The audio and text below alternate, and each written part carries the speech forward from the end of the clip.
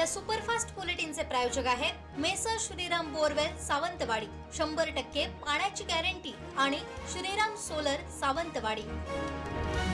ठाकरे शिवसेनेचे माजी आमदार वैभव नाईक यांच्या विरोधात एसीबीने सुरू केलेल्या चौकशीच्या निषेधार्थ काढलेला मोर्चा आणि सभा घेऊन जिल्हाधिकारी यांनी जारी केलेल्या मनाई आदेशांचं उल्लंघन केल्याच्या आरोपातून खासदार अरविंद सावंत, आमदार भास्कर जाधव यांच्यासह 15 जणांची निर्दोष मुक्तता करण्यात आली आहे।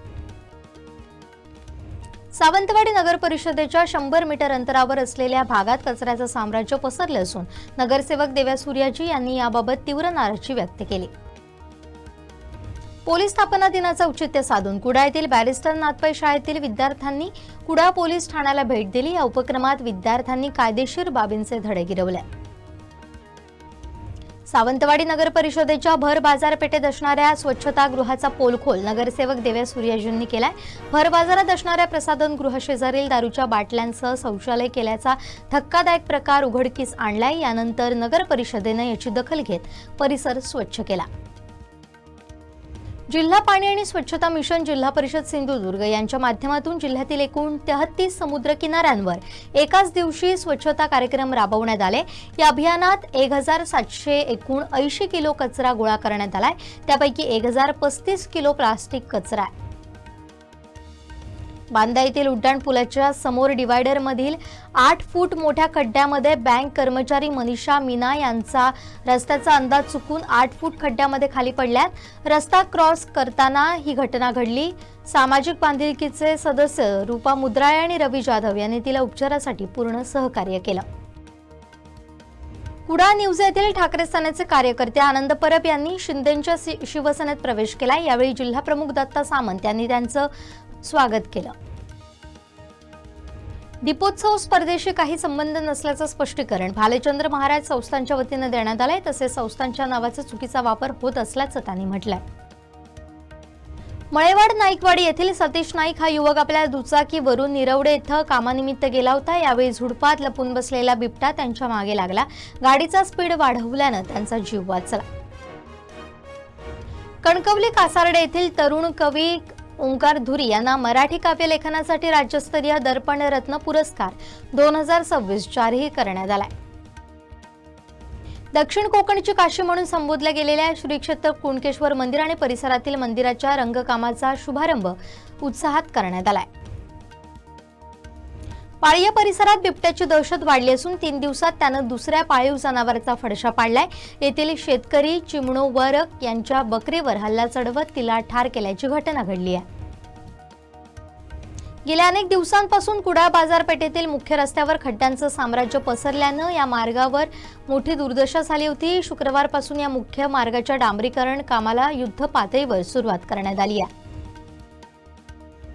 कणकवली नगरीत परमहंस भालचंद्र महाराज यांचा 122वा जन्मोत्सव सोहळा 4 जानेवारी ते 8 जानेवारीला होतोय। यानिमित्त विविध कार्यक्रमांचं आयोजन करण्यात आलंय। कुडाळ तालुक्यातील शिल्पकार जयेश धुरी गेल्या 10 वर्षांपासून शिल्पकला क्षेत्रात योगदान देतात। त्यांच्या कलाकृतीला अमेरिकेतूनही मागणी आली आहे। कणकवली ते शिर्डी पदयात्रा 11 जानेवारी 2026 ला कणकवली परमहंस भालचंद्र महाराज आश्रम येथून सकाळी 6 वाजता रवाना होणार आहे। अन्याय आणि अत्याचाराविरुद्ध आवाज उठवण्यासाठी आता केंद्रीय मानवाधिकार ही संघटना सिंधुदुर्ग जिल्ह्यात सज्ज झाली आहे। या संस्थेचे नवे कार्यालय आता कुडाळमध्ये सुरू झालंय। कसई दोडामार्ग पिंपळेश्वर चौक इथं वारंवार होणारे अपघात लक्षात घेता नगराध्यक्ष चेतन चव्हाण आणि मित्रमंडळ यांनी गतिरोधकाची मागणी सार्वजनिक बांधकाम विभागाकडे केली होती। त्यानुसार शुक्रवारी गतिरोधक घालण्यात आले। ताम्हिणी घाटात अपघाताचं सत्र सुरू आहे। एकाच दिवशी 2 भीषण अपघात झाल्याची घटना घडली आहे। 2 जानेवारीला सकाळच्या सत्रात पर्यटकांनी भरलेली बस डोंगराला आदळली तर सायंकाळच्या वेळेस एक कार दरीत कोसळून एका चालकाचा मृत्यू झाला।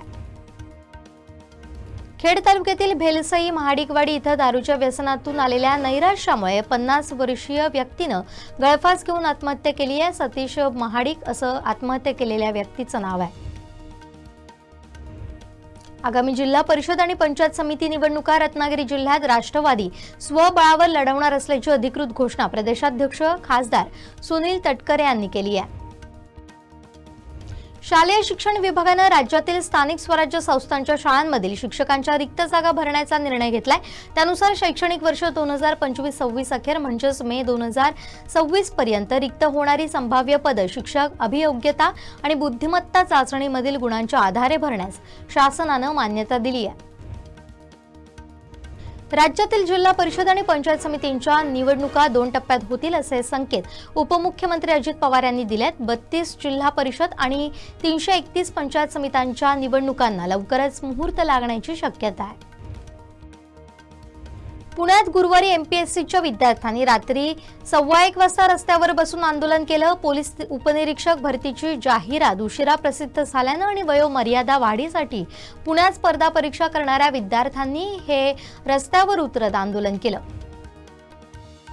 मुंबई महापालिका निवडणुकीच्या नामांकन प्रक्रियेदरम्यान कुलाबा मतदारसंघात विरोधी उमेदवारांना धमकावल्याचा आणि अर्ज दाखल करण्यापासून रोखल्याचा आरोप झाल्यानंतर विधानसभा अध्यक्ष राहुल नार्वेकर यांनी हे सर्व आरोप फेटाळले।